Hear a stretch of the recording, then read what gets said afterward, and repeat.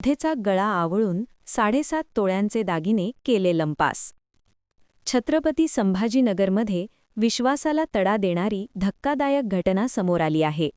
ओळखीच्या रिक्षाचालकाने 64 वर्षीय वृद्ध महिलेचा गळा आवळून जीवे मारण्याचा प्रयत्न करत त्यांच्या गळ्यातील 7.5 तोळ्यांचे सोन्याचे दागिने लंपास केले। ही घटना शिवाजीनगर परिसरात घडली असून पुंडलिकनगर पोलिसांनी अवघ्या काही तासांत आरोपीला अटक केली आहे। आकाश माधव अंभोरे असे अटक करण्यात आलेल्या आरोपीचे नाव आहे। तो फिर्यादी सुनंदा अशोक वय 64 यांना 2018 पासून परिचित होता।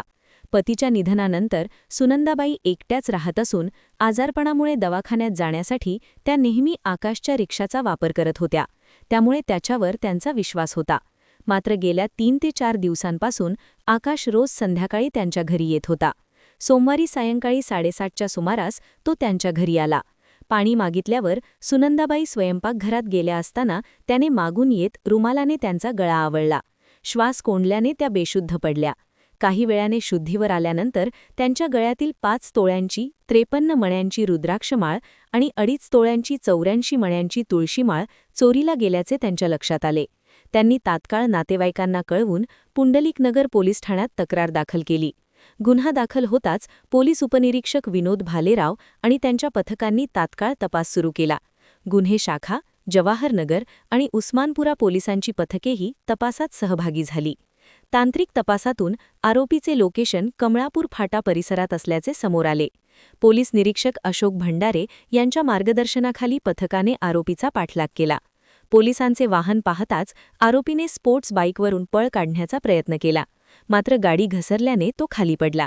तरीही पळून जाण्याचा प्रयत्न करत असताना पोलिसांनी पाठलाग करून त्याला गजाआड केले। काय सांगा सर, आपल्या हद्दीमध्ये सोनं चोरी केल्याची घटना घडली करावी? पुंडलिकनगर पोलीस स्टेशन हद्दीमध्ये शिवाजीनगर 12वी योजना येथे सुनंदा अशोक देवरे नावाचे एक वयस्कर महिला एकटी राहते। त्यांच्याकडे काही कामानिमित्त आकाश माधव नावाचा व्यक्ती त्यांच्याकडे मदत करण्यासाठी कधीमधी येत होता। त्यांनी बऱ्याच वेळेस त्यांना उपचारासाठी वगैरे दवाखान्यात नेलेलं आहे आणि त्याच्याकडे ऑटो रिक्षा होता म्हणून त्यांची ती ओळख झालेली आहे। तर दिनांक 9 फेब्रुवारी 2026 रोजी संध्याकाळी 7 ते 7:15च्या दरम्यान तो त्यांच्या घरी गेला आणि नेहमीप्रमाणे त्यांना बोलण्यात गुंतवून पिण्यासाठी पाणी मागितलं आणि ते जेव्हा पाणी आणण्यासाठी गेले स्वयंपाक रूममध्ये, तेव्हा तो पाठीमागून जाऊन हातातील त्याच्या रुमालच्या साहाय्याने गळा आवळून त्या वृद्ध महिलेच्या जे गळ्यामध्ये रुद्राक्षाची माळा, जे सोन्याचे दागिने होते आणि तुळशीची माळ अशी जे ऐवज होतं, त्यांनी ते जबरदस्तीने काढून घेतलं आणि ते जबरी चोरी केलेली आहे। त्याच्यात त्यावेळेस त्या महिलेला गळा आवळल्यामुळे ते चक्कर येऊन पडलेल्या होत्या, त्यामुळे भारतीय न्याय संहिता कलम 311 प्रमाणे आम्ही गुन्हा दाखल केलेला आहे आणि सदर गुन्ह्याची गांभीर्यता ओळखून आम्ही व पुंडलिकनगर पोलीस स्टेशनचे PSI विनोद भालेराव, तसेच पोलीस हवालदार शिंदे, पोलीस हवालदार डोंगरे, पोलीस शिपाई अजय कांबळे, पोलीस शिपाई अंकुश वाघ, तसेच PC गवळी आणि PC प्रल्हाद असे आम्ही एकदम तात्काळ त्या तांत्रिक माहितीच्या आधारावर त्याचा शोध घेतला आणि तेव्हा आम्हाला माहिती मिळाली की तो वाळूजच्या हद्दीत फरार झालेला होता।